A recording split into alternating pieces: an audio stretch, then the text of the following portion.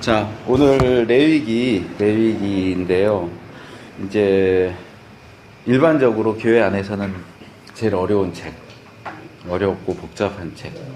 그래서 어제 제가 이제 바른목회 아카데미 강의 가서 이제 뭐 다른 이병일 목사님 다니시는 교회 청년인데 한 명이 이제 청강으로 와요. 그래서 뭐 이런저런 얘기를 하다가 제가 레위기 전공이라고 그랬더니 그 어려운데 레위기 너무너무 어려운데 막 그러더라고요. 그래서 그렇게 어렵지만은 않다고 재밌는 책이라고 이렇게 했는데 일단은 우리한테 익숙하지 않아요. 그렇죠? 뭐 제사니 뭐 정결법이니 이런 것들이 굉장히 생소하고 또 이렇게 보면 제사에 대한 내용들도 보면 이렇게 막 자세하게 뭔 어떻게 하고 뭔 어떻게 하고 이렇게 나오는데 그냥 우리 생각에는 뭐 꼭 그렇게까지 해야 될까? 그렇게 자세하게 정확하게 이렇게 하는 것도 이거 되게 힘들겠다.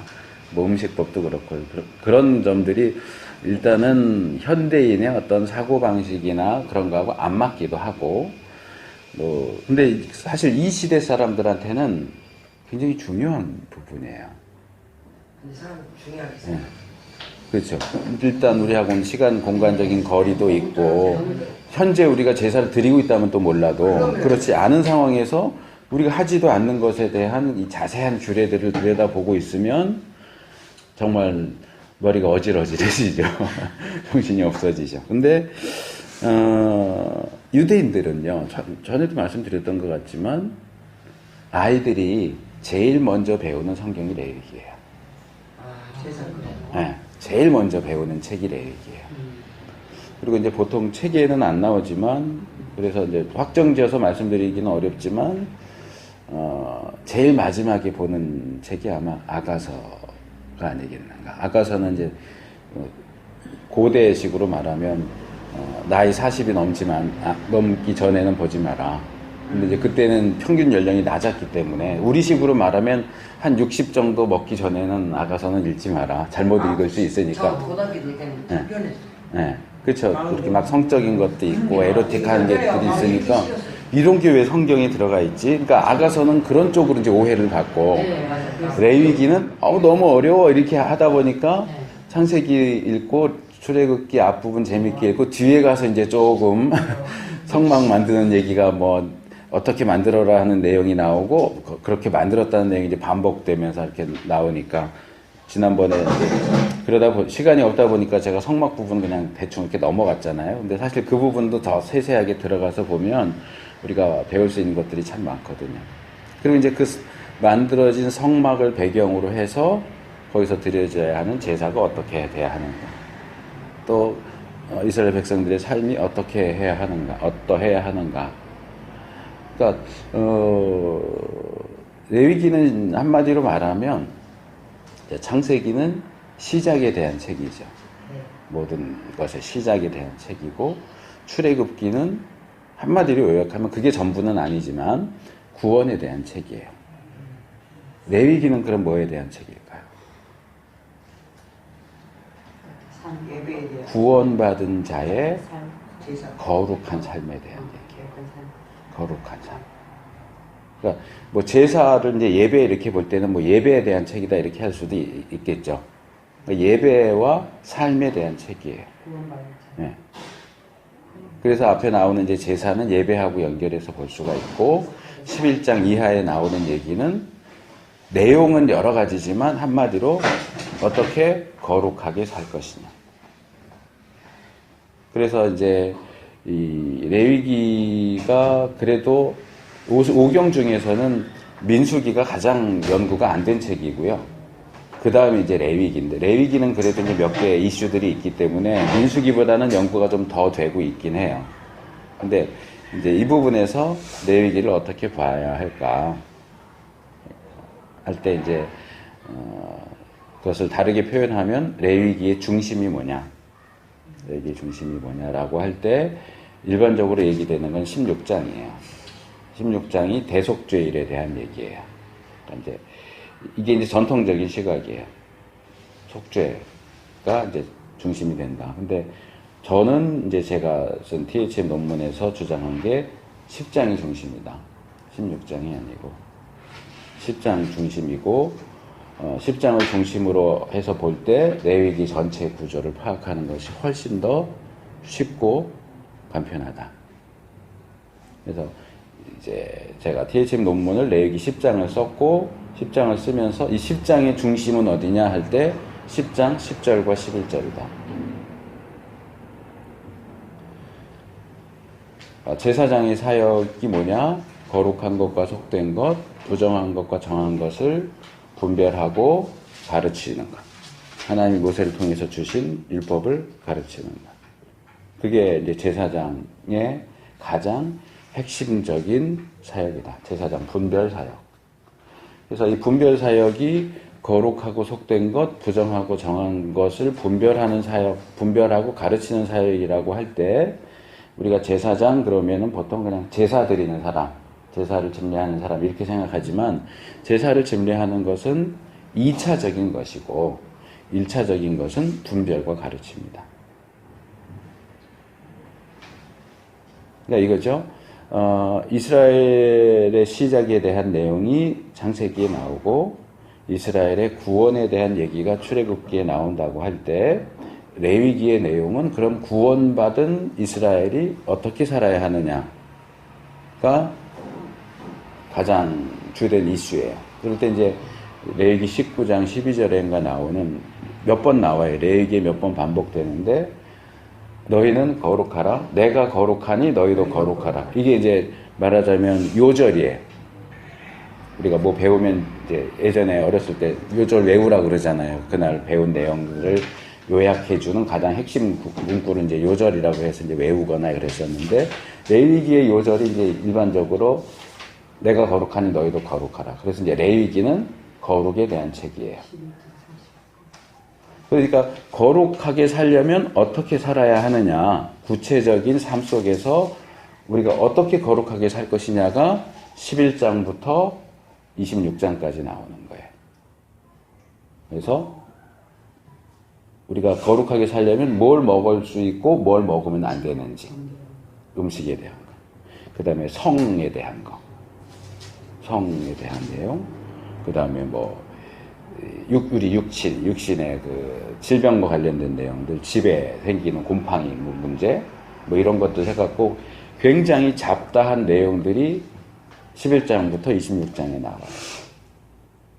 그러니까 이것은 뭐냐면 우리의 거룩한 삶을 위해서 알아야 하는 것, 해야 할 것과 하지 말아야 할 것을 분별해야 할 내용, 가르쳐야 할 내용이 거기 다 들어가 있는 거예요. 그러니까 레위기 10장을 중심으로 그 뒤에 나오는 내용은 다 분별하고 가르쳐야 할 내용이에요.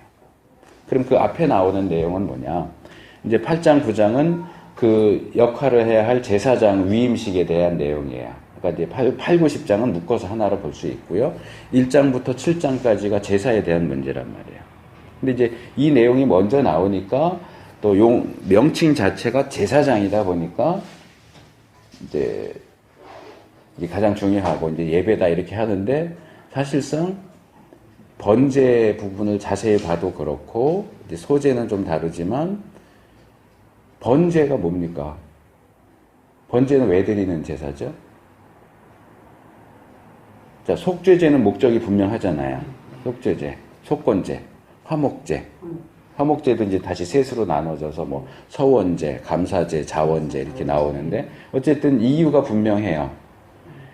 이제 그런 면에서 이유가 좀 불분명해 보이는 게 번제하고 소제거든요. 이제 이건 나중에 더 이제 다시 말씀을 드리겠지만, 근데 죄를 죄 사함을 받기 위해서 드리는 제사는 2개나 있어요, 이미. 그렇죠? 속죄제와 속건제가 있어요. 그런데 번제에 대한 항목을 보면, 이제 그 본문 1장 자체를 보면서 찾아내보세요, 나중에. 그리하여 이렇게 하면 속함이, 죄사함이 이루어진다라는 내용이 나와요. 그럼 속죄제가 있는데 왜 굳이 번제가 죄사하는 그런 기능을 가지고 있어야 될까? 그래서 이제 이 롱맨 책을 보면 출애굽기에 그 부분이 나왔는지 어쨌는지 기억이 정확하게 안 나는데 레위기에는 분명하게 나와 있어요. 이 속죄제사라든지 제사를 드릴 때 제물을 하나님 앞에 바치기 전에 그 제사를 드리는 사람이 그 제물 위에 손을 얹고 안수하잖아요. 제정가. 예? 네, 보통 이제 죄가 전가된다고 얘기를 하지만 이제 이것도 좀 더 설명이 필요한 부분이고요. 이렇게 손을 얹고 안수기도 하는 것 자체가 죄와 관련이 있다고 보는 거예요. 이게 이제 트럼페 롱맨, 예, 뭐 정가 실제로 정가인지 뭐 상징적인지 뭐 그런 건 이제 논란의 여지가 있지만, 근데 손을 얹고 안수하는 게 꼭 죄의 정가만 있는 건 아니에요. 제사장 위임식 할 때도 제사장도 손에 머리에 손 얹고 안수기도 해요. 그러면 안수기도 하는 모세의 죄가 제사장 아론에게로 전가되는 건가요? 그건 아니에요. 그거는 성령의 어떤 능력이 전가되는, 그러니까 안수 행위 자체는 죄의 전가 이렇게 생각하시면 안 되고 뭔가가 이렇게 넘어간다라는 개념으로 생각하세요. 근데 이제 제물에게 손을 얹을 때는 죄가 넘어간다라고 생각하시면 되고, 사람에게 지금도 그게 이제 남아있는 게 목사 안수 줄 때 어떻게 해요? 손 얹고 하잖아요. 그 죄 넘기는 게 아니란 말이에요, 그거는. 성령의 능력, 권능을 넘기는. 그러니까 안수 행위는 뭔가 넘기는 행위라고 이해를 하시면 돼요. 근데 제물의 경우는 손을 얹어서 할 때는 죄하고 연결이 된다는 거죠. 근데 번제를 드릴 때도 이런 부분들이 나타난다고 할 때는 이 제사가 속죄제나 속건제가 아니라 할지라도, 화목제의 경우라고 할지라도 일단 손을 얹는다고 할 때는 이 제사가 죄하고 무관하지 않다라고 보는 거죠. 그러니까 번제에도 속죄의 의미가 들어가 있어요. 그리고 소제의 경우는 그런 내용이 나오지 않지만 속죄제를 얘기할 때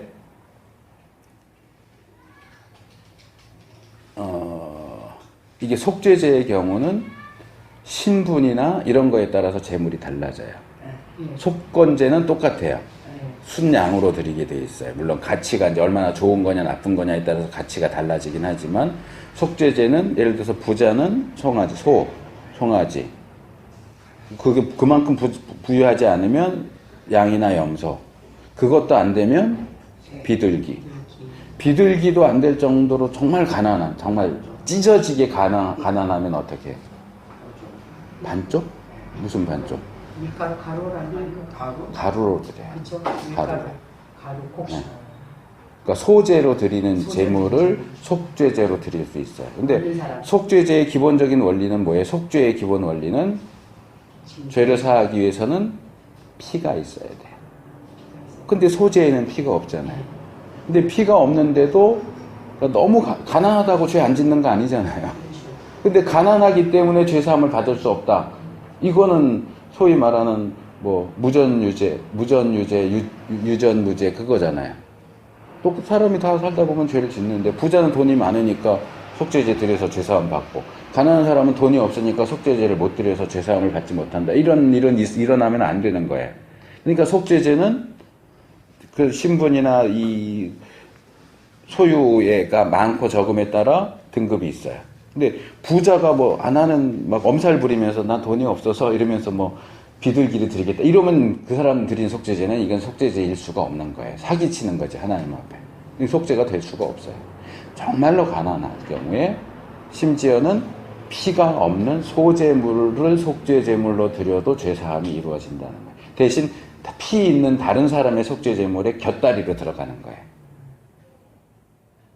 그러니까 이런 것들 하나하나가 그냥 제사라는 측면에서만 보면 아 이게 뭐야 이럴 수 있는데, 거기 들어가 있는 의미를 찾아가면 이게 정말로 은혜로운 말씀이고 정말로 하나님이 얼마나 우리를 사랑하시고 배려하시는지를 볼 수 있어요. 그래서 소제의 경우도 속죄의 어떤 기능이 전혀 없지 않은 걸로 봐야 돼요. 그래서 이제 제사와 관련해서 논의할 때는 이제 이런 논의가 있어요. 소제가 먼저냐, 번제가 먼저냐. 속죄제, 속건제, 화목제는 시대적으로 후대에 만들어진 제사예요. 예. 그 이전부터 있었던 것은 번제하고 소제예요. 이제 지금 의견을 얘기하셨지만 어떤 사람은 번제가 먼저야. 근데 어떤 사람들은 또 소제가 먼저야. 이렇게 하기도 해요. 둘 다 타당성이 있어요. 우리가 결론을 내리기가 힘들어요. 자, 번제가 먼저야 라고 말씀하신 이유가 뭐예요? 뭐에 근거해서? 이삭도 번제를. 야곱도 예, 야곱? 돌베개 돌다는 거기는 번제는 아니고 그냥 기름 부어서 그냥 했죠. 그 전제죠. 예. 이삭. 이삭을 번제로 네, 드려라. 그랬어요. 그랬기 때문에. 그렇죠. 소제에 대한 기록이 그 창세기 앞부분에 많이 나오지는 않죠. 그게 이제 대부분 번제를 주장하는 분들의 근거예요. 이삭이요? 아니요. 소재가 앞에 소제가 별로 안 나오고 대부분 번제의 형태로 짐승을 잡아서 바치는. 네, 근데 자, 기억해내 보세요. 인류가 최초로 드린 제사가 뭐죠? 누가 드린 제사죠? 가벨. 그렇죠. 가인과 아벨이 드린 제사죠. 그런데 둘 다 짐승 잡아서 드렸어요? 아니네요. 둘 다 동시네. 자, 가인은 짐승을 잡아, 가인은 아벨은 짐승을 잡아 드렸지만 가인은 곡식을 드렸어요. 그러면 둘 다 똑같았다라고 얘기할 수 있을까요? 이제 소제가 먼저라고 얘기하는 사람들은 이렇게 얘기하죠. 아벨은 짐승을 바쳤고 가인은 곡식을 바쳤는데 둘 다 민하라고 하는 용어로 사용되고 있다. 민하는 레위기 2장에 가면 소제를 가리키는 단어다. 교수님 말씀하니까 좀 속이 불편해요. 왜? 왜요? 왜요? 그러면 하나님은 아벨의 제사는 아니. 받으시고 교수님들 중에서요. 예. 피 있는 제사가 아니었기 때문에. 아, 그렇게 말씀하시는 분이 있어요? 예, 그래서 지금 그 소리가 나오면 속이 막 안 좋습니다. 근데 말을 안 그게 이제 일반적인 이제 교회 안에서 근데 이전에는 이제 나가신 교수님들은 그거에 대해 전면 부인하게 가르쳤는데 새로운 교수님 중에서 그런 말이 나오니까 이제 우리가 말을 못하고 그렇죠. 얘기하면 또 속이 싸움이 이제 붙으니까. 네, 자꾸 이제 싸움을 안 가려고 하거든요. 그러니까 아. 이제 주의 그래도 자꾸 좀 그, 근데 또 교수님 아니라고 저번에 또 말씀하셨고 네, 네. 그 전에 예전에 1년 동안 절대 아니라고 완전 이게 막 하셨고 누군지 알겠어요. 네, 뭐 알죠. 뭐. 알죠. 예전에 교회에서는 뭐 80년대부터는 피 제사가 아니어서 안 받았다고 많이 저희가 들어본 기억이 있고 그래서 이제 우리가 딱 정돈이 됐다 이렇게 했는데 또 이 새로 오신 교수님 곤란이 막 많으니까. 하니까 야 진짜 많이 그런데 어려움이 좀 있기는 하죠. 네, 진짜 지금 말은 못하고 그렇다는 또 이제 오늘 말씀하시죠. 네.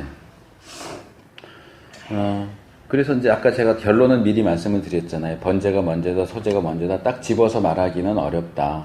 거의 이렇게 비슷할 정도로 그 근원을 고대에 같이 가지고 있다. 근데 소재가 기록된 것은 레이기에서 기록되어 있죠. 거의. 그러니까 왜냐하면 히브리어 민하라고 하는 단어 자체가 원래 선물 제가 아까 받은 것처럼 그것도 민하예요. 곡식이 아니어도. 뭐 아랫사람이 윗사람에게 또는 뭐 대등한 관계에서 보통은 민하 자체는 아랫사람이 윗사람에게 약한 나라 왕이 큰 나라 왕에게 신하가 자기 주군에게 이렇게 드리는 예물 제자가 스승에게 드리는 예물 이런 개념이 있어요. 근데 이제 이게 또 똑같은 의미로 들어가 있는 게 소제 곡식 예물을 드리는. 근데 사실상 예물이라고 할 때는 다 예물이에요. 곡식만 예물이 아니고 짐승으로 바쳐 드려도 그것도 예물로 드리는 거잖아요. 종류가 다를 뿐이지. 그러니까 아벨이 드리는 짐승 제물도 가인이 드리는 곡식 제물도 다 예물이라고 하는 거. 그러니까 거기서 민하는 소제를 가리킨다기보다는 그냥 예물이라는 개념이에요. 예물. 제물도 마찬가지. 제물. 제사로 뭔가를 드리는 거예요. 근데 그 제사가 꼭 짐승 제사다 이 개념이 없는 거예요. 그냥 제물이에요. 소제물도 소제물이고, 그쵸? 번제물도 번제물이고, 제사라는 방식을 통해서 예물을 드릴 때 그 대상으로 드리는 것이 제물인 거예요. 그러니까 제물도 예물도 곡식이냐 짐승이냐는 개념이 없어요. 근데 더 깊이 들어갈 때 이제 어떤 종류를 드리느냐. 드리는 게 꼭 곡식과 짐승만 있는 것도 아니잖아요. 이제 전제라고 하는 걸 보면 포도주도 드려요. 포도주나 독주. 상번제에 대한 내용을 살펴보면 독주를 드리게 돼 있어요. 그러니까 독주라고 하는 것은 알코올 도수가 센 술. 자꾸요 제사상 그러니까요. 네. 진짜 제사상이 그래서. 뭐 똑같지는 않은데 네, 똑같지는 동양과 않지만. 서양은 똑같진 않지만 안 그래요? 저는 유교 집안에 있었고 제사를 막 엄청 많이 나도 지냈는데. 그래요. 이 제사 진짜 이 유교를 보면은 뭐 똥싸. 예, 비슷하게 보일 수 있는데 거기서 우리가 도움을 받을 수 있는 게 있는가 하면 성경의 내용을 오히려 오해하게 만드는 요소도 분명히 있어요. 왜냐하면 동양의 제사와 여기도 동양이긴 하지만 성경이 말하는 제사는 똑같지 않거든요. 예를 들어서 술 얘기하면 이제 동양의 유교적인 제사에서는 술 이렇게 잔에다 따라가지고 뭐 이렇게 몇 번 돌리고 그러고 이제 붓잖아요. 여기 성경의 제사는 그런 거 없어요. 그냥 술을 부어드리는 거예요, 제단에다가.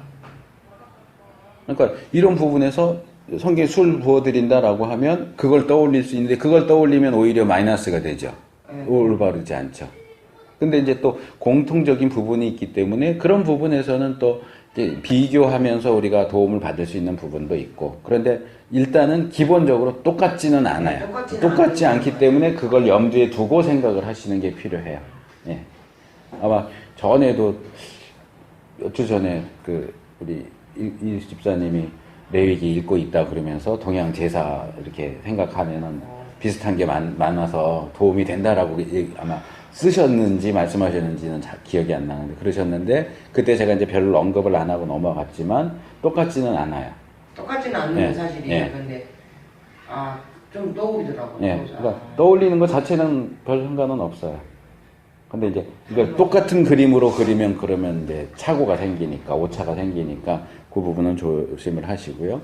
그래서 이제 제가 왜 지금 이 얘기를 하느냐 하면 제사 1장부터 7장에 나오는 제사는 기본적으로 가장 기본적이고 공통적으로 가지고 있는 게 뭐냐 하면 속죄예요. 속죄 개념이 기본적으로 모든 제사 안에 들어가 있다라고 본다면 이게 어떻게 되는가 하면 그릴게요, 제가. 레위기를 볼 때 뭐 8장, 9장은 이제 그냥 10장에 들어가는 걸로 생각을 하고 10장에서 보면 제사장의 사역이 일단 분별과 교육으로 돼 있어요. 여기서 분별해야 될 것은 거룩한 것과 속된 것, 부정한 것과 정한 것 사이를 분별하고 가르치는 거예요. 이 10장 이후에 나오는 11장에서 26장, 레위기는 27장까지 있는데 27장은 보통 부록이라고도 많이 얘기하기도 하고요. 그 다음에 이제 1장에서 7장이 나오는데 여기는 제사고 여기는 사실은 거룩한 삶과 관련된 거예요. 모든 삶의 모든 영역들에 있어서 우리가 무엇을 할 수 있고 무엇을 하면 안 되는지. 그러니까 기본적으로 제사장이 해야 하는 것은 이 내용을 가지고 가르쳐야 돼. 네, 이 내용들을 가지고 백성들을 가르치거나, 그러니까 이럴 수 있잖아요. 어떤 사람이 와서 제사장이 와서 나 이런 고기가 생겼는데 이거 먹어도 돼요? 안 돼요? 그럴 때 제사장이 분별해서 이건 먹을 수 있는 거야? 이거 먹으면 안 돼? 뭐 같은 고기라도 뭐 또 상황에 따라서 먹을 수 있는 것이라도 예를 들어서 레위기에 보면 이렇게 사냥해서 잡거나 기르는 걸 잡거나 이러면 이제 출처가 분명한데 짐승이 죽이고 갔어. 들판에서 보니까 죽은 짐승이 있어. 이렇게 들판에 찢긴 고기가 있을 때 이거 먹을 수 있느냐 없느냐. 그게 양이면 양이 먹을 수 있으니까 무조건 먹고 아니요. 그거 먹으면 안 돼요. 어떤 부정한 짐승이 죽였을지 모르잖아요. 그럼 부정함이 거기 남아있는데 그걸 먹으면 나도 부정해지는 거거든요. 그러니까 이제 이 부정에 대한 것도 좀 설명이 필요한데 그냥 나온 길에 말씀을 드리면 이건 그냥 단순히 더럽다 이런 게 아니에요. 무슨 또 이제 이 11장에 나오는 음식 할 때는 어떤 분들은 어쨌든 뭐 사람 몸에 안 좋으니까 뭐 이런 식으로 이제 같이 연결시켜서 말하지만 이 레위기나 이런 데서 나오는 부정은 앞에 이걸 붙여야 돼요. 제의적인 부정이에요. 제의적인. 이제 리추얼 이렇게 하는데 제일은 실제로 뭐 여기 더러운 게 묻어서 더럽다가 아니고, 그러니까 예를 들어서 뭐 혈루증이 있는 사람이 있는데 그 사람이 여기 앉았어요. 그리고 갔어요. 나는 그 사람이 앉았는지 안 앉았는지 몰라요. 근데 혈루증 있는 사람이 앉았던 자리에 나는 부정하지 않은 사람인데 내가 여기 앉았다? 그럼 난 부정해져요. 이게 꼭 뭐 여기 뭐가 묻었는데 이게 묻어나서 그런 개념이 아니에요. 그러니까 이건 조금 이렇게 상징적인 개념으로 봐야지, 실제적인 걸로 해서 그 사람이 여기 뭐가 흘러나와서 묻었는데 그게 나한테 묻었기 때문에 이런 개념이 아닌데, 그런 상위적인 개념인데 실제 삶 속에서는 이게 실제적인 부정인 것처럼 다루게 되어 있기 때문에 혼란이 오는 거예요. 그래서 유대인들은 어떻게 해요? 바깥에 나갔다 들어오면 손 씻고 발 씻어요. 왜? 어떤 부정한 사람이 지나간 그 길을 내가 같이 걸었으면 내 발에 부정함이 묻어 있는 거예요. 실제적인 부정이 아니고 제의적인 부정이지만, 제의적인 부정을 씻기 위해서는 가장 기본적인 게 물이에요. 물로 씻는 거예요. 근데 물로 씻는 행위는 실제적인 행위잖아요. 근데 사실은 이거는 실제적인 행위를 하긴 하지만 제의적인 정화 과정인 거예요. 여리고성에서도 보면 얻은 물건 가운데서 여호와의 곳간에 뭐 금속 종류, 금, 은, 철, 동은 어떻게 하느냐? 그 경우 이제 불이 사용돼요. 우리 부르는 찬송 중에 물 가지고 나시든지 불 가지고 태우든지 이렇게 나오는 게 거기서 나오는 거거든요. 불에 집어넣어서 타버릴 거는 불로 정화할 수가 없어요. 없어져 버리니까 그건 물로 씻어요. 도자기 같은 거. 근데 금속 같은 경우는 불에 넣어도 괜찮잖아요. 그러니까 불을 통과하는 거예요. 불을 피워놓고 이렇게 여기다 집어넣는 게 아니고 이렇게 통과해요. 근데 사실 부정한 예를 들어서 금팔찌다. 금팔찌가 이렇게 지나가면 정화가 되나요? 부정함이? 뭐 불 자체에 뭐가 정화하는 게 있어요? 이 상징적인 거예요, 이것도. 그럼 그것이 이제 정결해져서 여호와의 곳간에 넣을 수 있게 되는 거죠. 그래서 물과 불이 이제 대표적인 케이스예요. 예수님이 가나의 혼인잔치에서 포도주로 만든 물, 그것도 이 용도로 사용하기 위해서 길어놓은 물을 한 말이에요. 그래서 이게 이제 제의적 부정인데, 이게 부정 하나, 성속은 크게 이제 사실은 문제가 안 돼요. 더 큰 개념이기 때문에. 이 제의에서 우리가 일반적으로는 속되다, 세속적이다라고 하면 나쁜 의미지만, 이 전체 제의적인 그 체계 안에서는 이 속된 거는 나쁜 건 아니에요. 그냥 일반적인 거예요. 거룩한 것 이외의 것은 다 속된 거예요. 그러니까 하나님께 드려진 것은 거룩한 거고, 그러니까 이렇게 말할 수 있죠. 이 세상에 있는 모든 것이에요, 이게. 네. 그 중에 하나님께 드려진 것이 있어요. 이게 거룩해요. 그럼 이 거룩한 것을 제외한 나머지는 다 속된 거예요. 근데 이제 이 속된 것들 가운데는 여기 있는 것처럼 정한 것이 있는가 하면, 정한 것이 있는가 하면, 정한 것 외에는 부정한 거죠. 근데 우리는 속된 것, 이걸 부정한 것, 이렇게 이제 생각을 하니까 이게 아니라는 거예요. 속된 것 안에는 정한 것과 부정한 것이 다 있어요. 이 개념은 나중에 제가 또 같이 다루게 될 거예요. 그래서 이거는 이제 분별과 가르침의 영역인데, 배운다고 해서 꼭 그대로 하는 게 아니잖아요. 먹지 말아야 될 걸 먹었다든가, 하지 말아야 될 걸 했어요. 쉽게 말해서 죄를 지었어요. 그럼 어떻게 하느냐? 그 다음에 이렇게 보는 거예요. 모든 제사 안에는 속죄의 요소가 들어가 있다. 그러니까 이게 먼저 나오니까 이제 우리가 좀 혼동이 되는 건데, 사실은 이게 전이고 이게 후예요. 이게 사후철이에요. 거룩한 삶을 살기 위해서 교육받고 그렇게 사는데, 그 거룩함이 깨졌을 경우에 사후 처리를 제사를 가지고 하는 거예요. 그러니까 제사장이라고 할 때 제사장이 가장 중요한 사역이 뭐냐? 이게 1번이에요. 분별과 교육이 1번이고 제사를 드리는 게 2번이라. 이게 사후 처리예요. AS죠. 그래서 다시 부정해진 모든 사람들이 이쪽에서 살죠. 제사장이나 레위인은 이쪽으로 들어가지만 모든 사람들이 속된 쪽에서 사는데, 여기 점. 일반적인 상태는 정결한 상태에 속하는데 죄를 지어서 부정한 상태로 넘어갔을 경우에 제사를 통해서 다시 정결한 상태로 돌아오게. 그러니까 이게 이제 제가 그 나눠드린 참고 자료에 있는 도표가 그거예요. 이게 왔다 갔다 하는 거예요.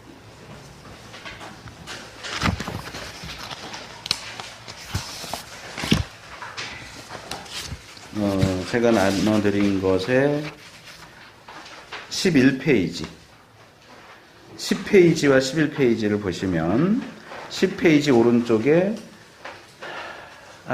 이건 따로 설명을 해야 되는 건데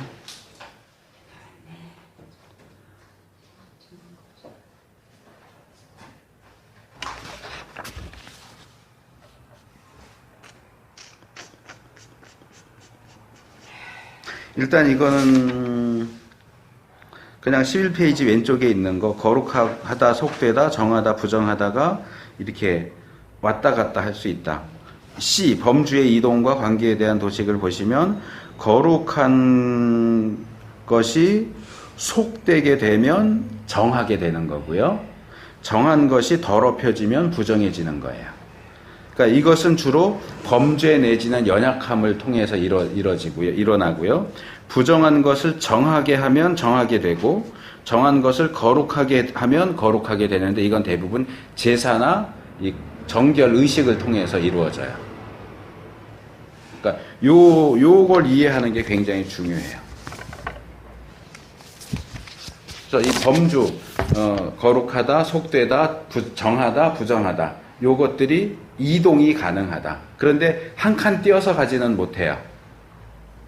부정한 것이 곧바로 거룩하게 되지는 않아요.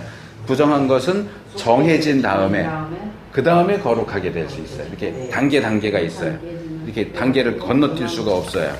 그러니까 이제 그걸 기억을 하시고 그래서 레위기를 이해하는 데 있어서 이렇게 보는 것이 전체 레위기를 보는데 굉장히 도움이 돼요. 이제 16장을 놓고 보면 이 구조가 나올 수가 없어요. 그러니까 이거 이제 제가 주장하는 구조가 이거예요. 10장을 중심으로 해서 양 날개처럼 이쪽은 분별, 이쪽은 사고차리. 요렇게 이제 이해를 하시면 레위기를 이해하는 게 훨씬 쉬워질 수 있다 하는 거고요. 이제 책 내용을 좀 보시면 그냥 읽어서 이해할 수 있는 부분들은 그냥 제가 넘어갑니다. 이건 출애굽기 때도 말씀을 드렸지만 출애굽기, 레위기, 민수기 이 세 권의 책은 거기 들어가 있는 내용이 내러티브와 이야기 부분과 그 다음에 율법 부분. 레위기 같은 경우도 똑같아요. 지금 여기 1장에서 7장이 율법 부분이고 11장에서 27까지 포함해서 율법 부분이에요. 중간에 24장쯤에 이야기가 짧게 하나 나와요.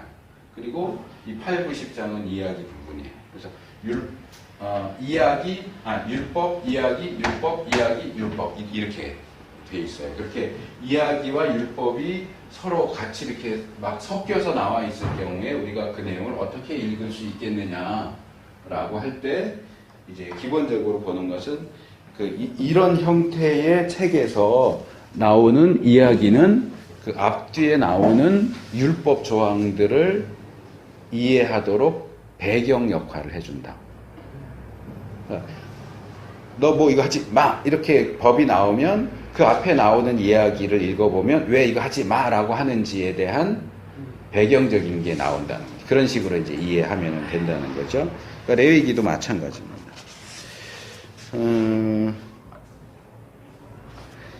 111페이지, 우리 교재 111페이지, 여기 문체 보시면 셋째 줄. 이 책의 목적은 거룩하신 하나님 앞에서 어떻게 적절하게 행동해야 하는가를 가르치는 거예요. 근데 거룩하신 하나님 앞에 적절한 행동이라고 하는 건 거룩이에요. 그러니까 레위기의 기본 주제는 거룩이에요. 구원받은 하나님의 백성의 삶은 어때야 하는가? 여러 가지 얘기할 수 있지만 가장 핵심적인 건 거룩이에요. 이스라엘을 구원하신 하나님께서 내가 거룩하니 너희도 거룩하라고 요구하시죠. 그러니까 뭐 우리가 뭐 성실해야 된다, 정직해야 된다, 뭐 남을 도와줘야 된다, 여러 가지 얘기할 수 있지만 기본이 가장 커다란 전제는 거룩이에요. 거룩하게 살아야 되는 거예요. 근데 사실 현대에서는 거룩이 강조가 안 되고 있어요. 뭐 교회 안에서 뭐 강조될까요? 전도? 선교. 그거 하면 안 된다는 얘기가 아니에요. 그것도 포함되죠. 포함되지만 가장 중요한 거룩이에요.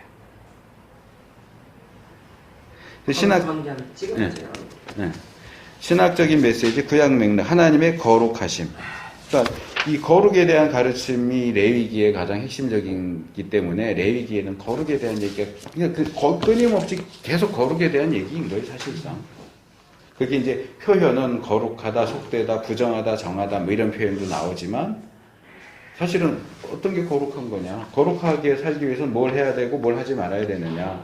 그리고 심지어 앞에 나오는 제사에 대한 얘기도 사실은 거룩과 관련된 후속 조치다 라고 볼 때는 우리가 어떻게 거룩을 지킬 수 있는가 하는 제가 아까 19장 12절이라고 그랬는데 19장 2절이 여기 나오네요. 112페이지 셋째 줄 내가 거룩하니 너희도 거룩할지어다 11장 45절 19장 2절 20장 26절 이 구절이 나오죠. 여러 번 나와요. 그래서 제사 제도, 제사장 대체도, 정결법의 영역. 그래서 아까 제가 얘기한 표가 비슷한 표가 여기도 나오죠. 제사 제도와 속죄.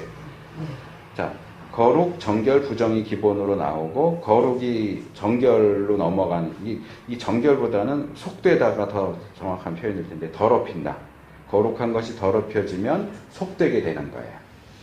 그 속된 것을 욕되게 하면 부정해지는 거고 부정한 것을 정결케 하면 정한 것이 되고 그러니까 이 부분도 제가 생각할 때는 이 책을 쓰신 분들이 레위기에 그렇게 정통하신 분이 아니다 보니까 이 표현상의 문제가 조금 있어요. 그러니까 거룩한 것이 더럽혀졌을 때 정결해지느냐 아니 이게 속되어진다라고 표현을 하는 게 맞아요. 부정한 것을 정결하게 한다는 정결하게지는 거 맞죠? 그것을 다시 성결하면 거룩해지고. 근데 이게 이제 죄와 악으로 인해서 내려오고 제사 제도를 통해서 또는 정결 의식을 통해서 올라가고 수위가 올라가고. 그러니까 이렇게 그림이 되어 있지만 계단을 떠올리시면 돼요. 예. 네. 올라가는 계단, 내려오는 계단. 예. 그래서 그 표 바로 밑에 보면 위반 행위들을 통해서 언약 관계가 깨어졌을 때 이스라엘의 참여자는 죄에 대한 어떤 대체물을 제공함으로써 그러니까 내가 죄 지었어요. 그러면 속죄제를 드려야죠. 속건제를 드려야죠. 그런 것들을 통해서 하나님의 용서를 찾았다. 이러한 점에서 희생 제사는 언약 관계를 회복하는 데 있어서 하나님이 승인한 수단으로서 이것도 엄밀하게 따지면 저는 이건 승인이라는 표현은 정확한 표현이 아니에요. 왜냐하면 승인이라고 하는 우리 표현에 의하면 예를 들어서 모세와 아론이 이런 제도를 만들어 놓고 하나님이 이거 이렇게 하면 되겠죠? 그러면 그래 좋아. 결제 도장 찍었다. 이런 개념이 쉬운데 사실 제사 제도는 하나님이 내려주신 제사, 승인하신 게 아니고 하나님이 만들어 주신 제사죠. 그건 뭐 모세나 아론의 승인이 필요 없고 하나님도 승인이 필요 없어요. 하나님 자신이 제사 제도를 만드신 분이에요. 이런 용도로 쓰기 위해서. 그러니까 사실 여기 승인이라고 표현하면 안 돼요. 그 다음에 여기 뭐 번제 뭐 이런 거는 어차피 우리가 본문을 다루면서 다룰 것이기 때문에 이 부분은 여러분들이 좀 읽어보시면 좋겠고요. 제사장 제도 이건 제가 지금 말씀드린 거하고 연결이 돼요. 그 다음에 이제 11장 이후에 나오는 정결법, 음식, 출산, 피부병, 곰팡이, 유출병 뭐 이런 것들 해서 쭉 나오고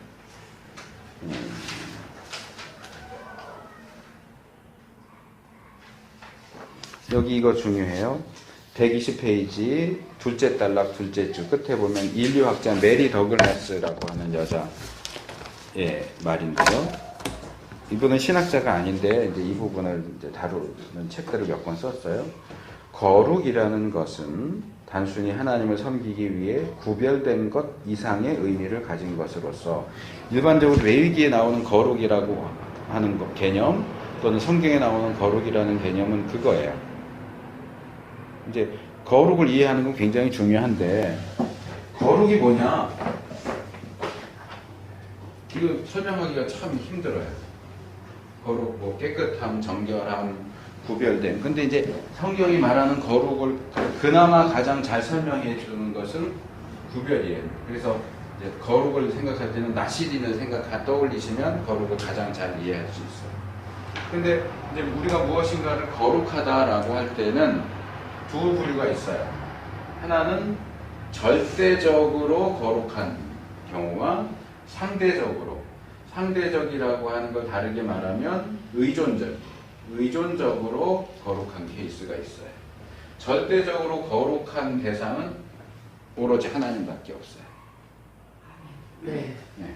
그래서 우리가 무엇인가를 거룩하다라고 할 때는 하나님만이 절대적으로 거룩하신 분이고 네. 여기에 덧붙여서 무언가를 우리가 거룩하다라고 부를 때는 그것이 하나님을 위해서 또는 하나님께 구별해서 드려졌을 때 이 하나님과의 연결고리가 있는 그러니까 성막, 물건 또는 제사장, 레위사람 또 안식일 이런 식으로 하나님과 이렇게 직접적인 연관 관계를 가지고 있는 그것을 우리가 역시 거룩하다라고 부르지만 그 거룩은 절대적인 거룩이 아니고 상대적이고 의존적이고 하나님하고 붙여 있기 때문에 막 떠올랐는데 자 이것을 자석이라고 생각을 해보세요.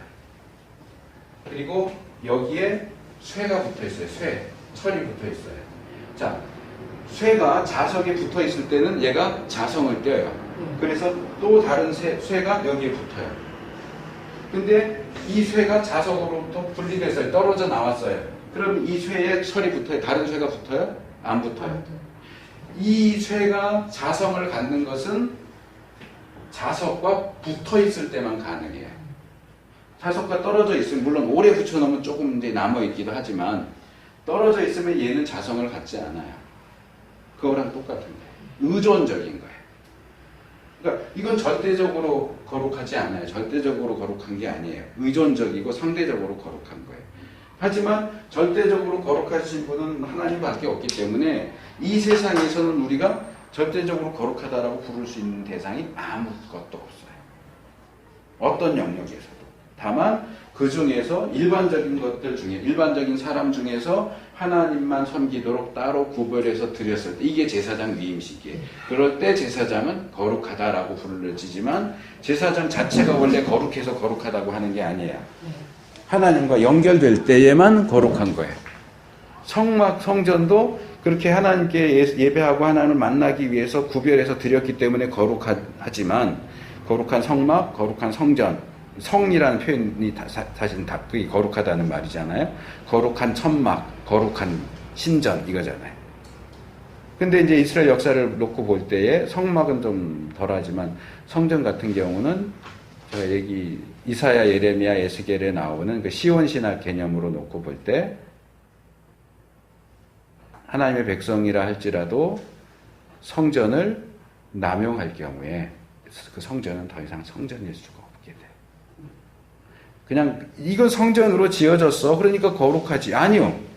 성전으로 사용하기 위한 용도로 지어졌고 그것이 실제로 하나님께 드려졌고 하나님께서 그것을 승인하셨을지라도 그 성전 안에서 우상 숭배가 행해지고 죄악이 행해질 경우에 그 성전은 예레미야서에서 뭐라고 그래요? 특별히 7장에 보면 너희는 이것이 여호와의 전이라 여호와의 전이라 여호와의 전이라 하는 거짓말을 믿지 말라. 이건 더 이상 성전이에요. 우리가 상대적인 것에 절대성을 부여하면 안 돼요. 상대적으로 거룩한 것인데 절대적으로 거룩한 것인 것처럼 말하면 안 돼요. 그건 오늘날 교회도 마찬가지고 목사도 마찬가지예요. 교회 거룩하다고 할 수 있겠죠. 그러나 하나님께 올바로 붙어 있는 한 거룩한 것이지 하나님과 떨어져 있으면 그 거룩한 거 아니에요. 목사 거룩한 사람이지 하나님 섬기니까. 그러나 그가 요한복음 15장에 있는 것처럼 포도나무와 가지를 생각을 할 때 가지가 포도나무에 붙어 있을 때 그게 제대로 된 가지인 거지 떨어져 나오면 이건 그냥 불태워버릴 땔감이에요. 거기서 열매가 맺지 않거든요. 근데 내가 목사 됐으니까 나는 당연히 거룩한 사람이 아니요. 목사 같지 않는 목사가 얼마나 많은데요.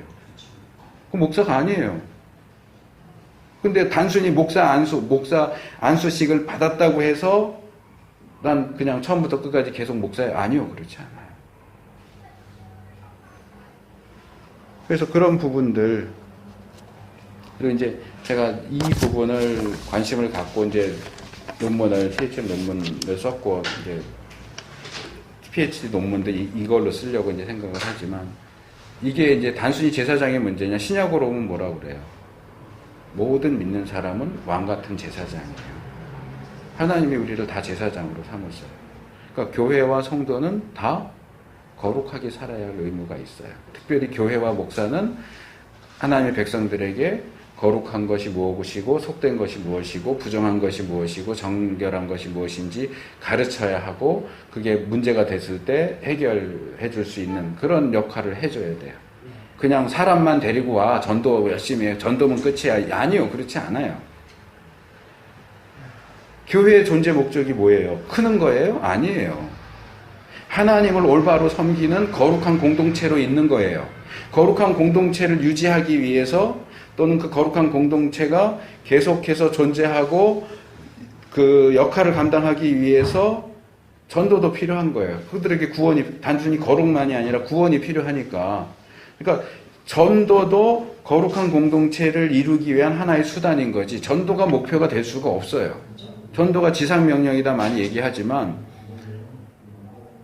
단순히 교회를 키우고 커지고 등치가 커지고 헌금이 많이 들어오고 예배당 크게 세우고 묘지 사고 이게 교회의 존재 목적이 아니에요.